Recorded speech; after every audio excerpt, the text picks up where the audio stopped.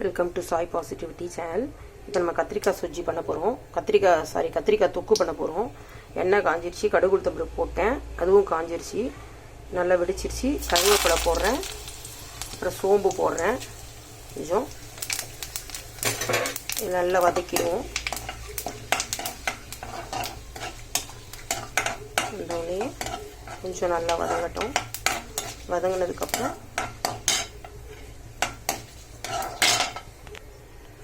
நம்ம இந்த கத்திரிக்காவை போட்டுருவோம்.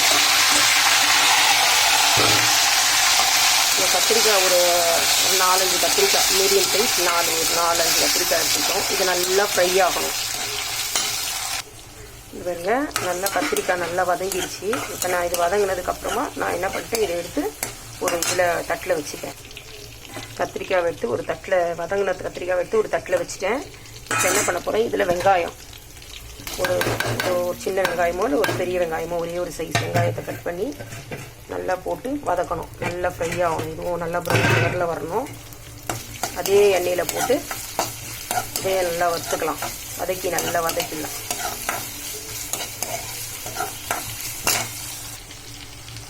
இப்போ நல்லா வெங்காயம் வதங்கிடுச்சு. இப்போ இதில் கொஞ்சோண்டு மஞ்சத்தூள் போட்டு ஒரு வதக்கிட்டு, லைட்டாக மஞ்சத்தூள் போட்டுக்கோங்க. போட்டு நல்லா வதக்கிட்டு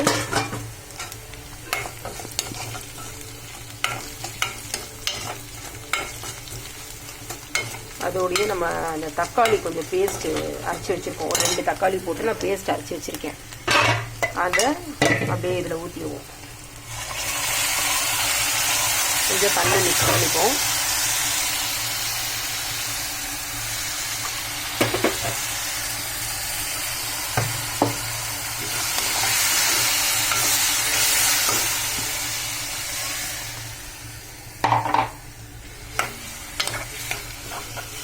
இது நல்லா கொஞ்சம் கொதிக்கட்டும்.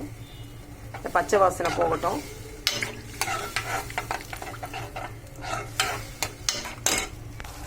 இந்த பச்சை வாசனை போக இந்த தக்காளி நல்லா கொஞ்சம் இதுவாகிடுச்சு. இதில் நீங்கள் மிளகாத்தூள் கொஞ்சம், நம்ம சாம்பார் தூளே கொஞ்சம் போட்டுக்கலாம். உங்களுக்கு தேவையான காரத்துக்கு போட்டுக்கோங்க. நான் ஒரு 1.5 ஸ்பூன் போட்டிருக்கேன். போட்டு இதை கலக்கிட்டு இதோட கொஞ்சம் புளி தண்ணி கலந்துக்கோங்க. கொஞ்சம் இதே புளிப்பாக இருந்தால் டேஸ்ட் பண்ணி பாருங்கள். இதில் கொஞ்சம் உப்பு போட்டுருங்க, மஞ்சத்தூள் போட்டுருங்க. நான் சொல்ல மறந்துட்டேன், நான் போட்டுட்டேன். உப்பு மஞ்சத்தூள் போட்டுட்டு இதை நல்லா கலக்கிட்டு, உப்பு மஞ்சத்தூள், நம்ம சாம்பார் தூள் வீட்டில் அரைக்கும் இல்லைங்களா, குழம்பு தூள், அதை போட்டு ஒரு 1.5 ஸ்பூன் உங்கள் காரத்துக்கு போட்டுட்டு, அதுக்கப்புறம் கொஞ்சம் புளி தண்ணி போதும். புளி தண்ணியை கரைச்சி இதில் ஊற்றிட்டு நல்லா கொஞ்சம் இந்த பச்சை வாசனை போட்டோம், மிளகாத்தூளோட பச்சை வாசனை போட்டோம்.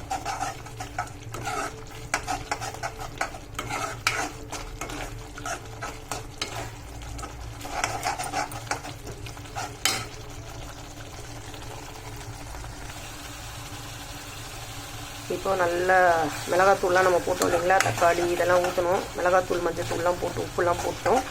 நல்லா திக்காயிடுச்சு. இப்போ இந்த நம்ம வதக்கி எண்ணெயிலேருந்து எடுத்தோம் பார்த்தீங்களா, அதை எடுத்து இதில் போட்டுடணும். போட்டுட்டு நல்லா கலக்கணும். அது கொஞ்சம் நேரம் இருக்கணும்.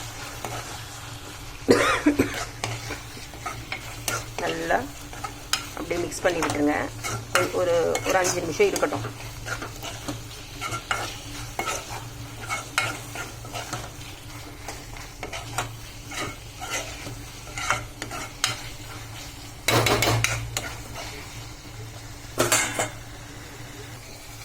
அவ்வளோதான், நல்லா வதங்கி சூப்பராகிடுச்சு. இது மேலே இந்த கொத்தமல்லியை நல்லா அழகாக தூவி விட்டுருங்க. எவ்வளோ கொத்தமல்லி போட்டாலும் சூப்பராக இருக்கும்.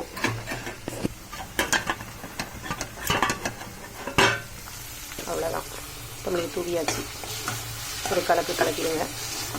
அவ்வளோதான், இதை இறக்கி பரிமாறிக்க வேண்டியது.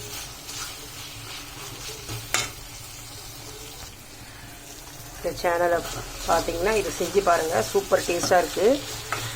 எங்கள் சேனலுக்கு சப்ஸ்கிரைப் பண்ணுங்கள், பெல் ஐக்கானை கிளிக் பண்ணுங்கள், நோட்டிஃபிகேஷன், அப்போ தான் நாங்கள் போடுற வீடியோ எல்லாமே உங்களுக்கு கிடைக்கும். இதுக்கப்புறம் வர பாபாவுடைய அற்புதங்கள், எங்கள் வீட்டில் என்னென்னலாம் பாபா எங்களுக்கு செஞ்சார், அது எல்லாத்தையும் நான் ஒன்று ஒன்றா போடுவேன். மறக்காமல் வீடியோ சப்ஸ்கிரைப் பண்ணிக்கோங்க, சேனல் சப்ஸ்கிரைப் பண்ணி பாருங்கள்.